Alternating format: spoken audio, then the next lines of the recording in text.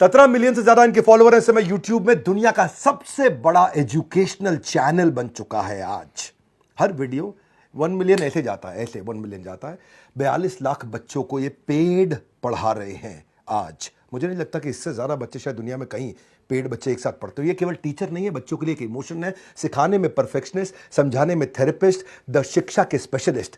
ज्ञान की खान है आप, स्टूडेंट की जान है आप। खान सर, आपका स्वागत है द बड़ा भारत शो में। धन्यवाद। तो खान सर, सबसे पहले जो मैं आपसे सवाल पूछना चाहता हूं जिसने मेरे को बड़ा इंस्पायर किया, और वो सवाल ये है कि कोर्स जो आप कर रहे हैं, पहले पेड की बात करते हैं। फ्री तो सब देख रहे हैं, पेड आपका जो लोग नहीं देख रहे हैं उनको बता दें कि आप 200 रुपया में पढ़ाते हैं 180 दिन, समझो 1 रुपया पर डे, कॉफी के खर्चे से कम। इरादे आपके नेक है तभी कीमत रुपया 1 है। हाँ? तो मतलब यह है कि एक फेमस सेइंग है कि आपके जो कोर्सेज है खान सर, वो इतने सस्ते हैं कि कंपटीशन पैदा नहीं हो सकता है। तो इतने सस्ते कोर्सेज आपने लॉन्च कैसे किए? देखिए, हमको लगता है ना कि जिसे जिंदगी जीने के लिए ऑक्सीजन जरूरी है, वैसे एजुकेशन भी बहुत जरूरी है। भारत को विश्व गुरु कहा जाता था, हमारी संस्कृति पूरी दुनिया में जानी जाती थी। तो हम लोग इसको खोते जा रहे हैं। रीजन क्या है कि एजुकेशन बहुत महंगा हो गया है।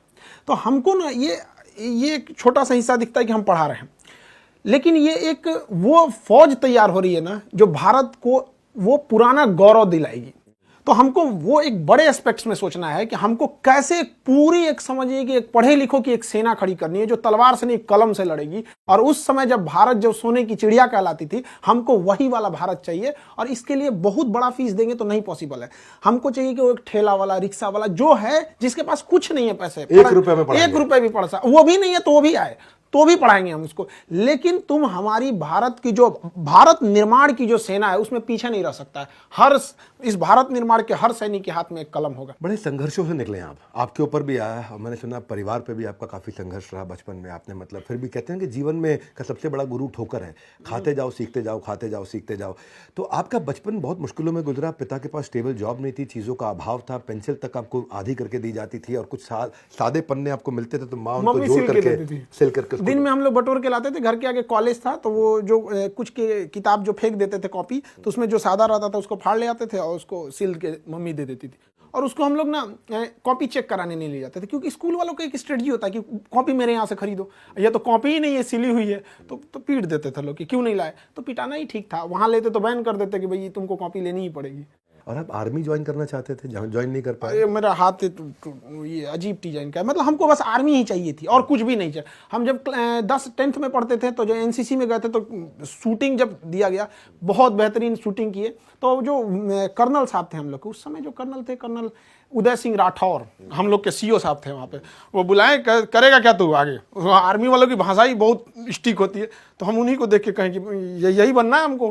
तो बाद में एनडीए वगैरह जाना था तो काफ़ी मेडिकल टर्म्स उसके हार्ड होते हैं, तो वहाँ सक्सेस नहीं हो पाया इनमें।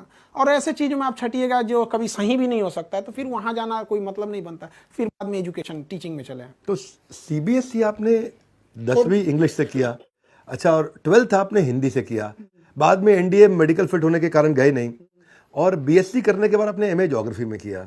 तो मैं देख रहा था कि बार बार आप बदल रहे थे, बार बार प्रोफेशनल डायरेक्शन बदल रहे थे, और करियर में आपने कई दफ़ा चेंजेस किया और बाद में आप मास्टर जी बन गए। आज आप सिखा रहे। लेकिन आज 25 साल से उम्र के कई कम उम्र के बच्चे हैं, आप अपने अनुभव से उनको क्या कहना चाहेंगे कि वो अपना करियर कैसे चूज करें? सबसे बड़ा चीज़ हम एक चीज़ कहेंगे ना, जो चीज़ कर सकते हैं ना वही करना चाहिए। कई लड़कों को देखते हैं, उनका दिमाग माइंडसेट बिजनेस का है, जबरदस्ती घुसे जा रहे हैं इधर में, वो भी सही बात नहीं है। अब किसी का बिजनेस में घुसा दिए, उसको पढ़ने का शौक है, तो पहले उनको पता होना चाहिए। हमको पता था कि अगर हम इंग्लिश मीडियम में रह गए रहते तो कुछ नहीं कर पाते।